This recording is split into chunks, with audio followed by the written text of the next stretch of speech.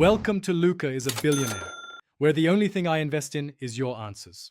You'll start by enabling a voice-capable keyboard so WhatsApp can receive dictation. First, install Gboard or confirm Samsung keyboard is present. Make it the default under Settings General Management Keyboard list and default. Once done, open the keyboard app settings and enable voice typing or voice input. You must also grant microphone permission to the keyboard, otherwise speech won't reach the app. Do this now so the keyboard shows a mic icon when you open WhatsApp, making dictation possible immediately. Now use the feature in WhatsApp. Open a chat and tap the message field to reveal the keyboard. Tap the keyboard's mic icon, or on Samsung keyboard, long press the space key or mic button to begin dictation. For Gboard, tap the mic.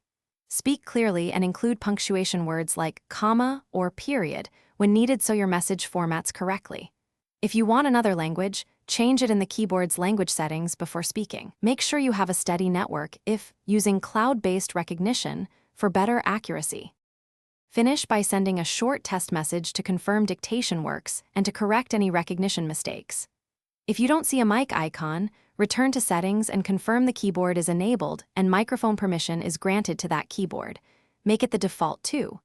If problems persist, update WhatsApp and the keyboard app, restart your phone, clear the keyboard cache, or reinstall the keyboard. Quick troubleshooting tip: record your voice in the phone's recorder.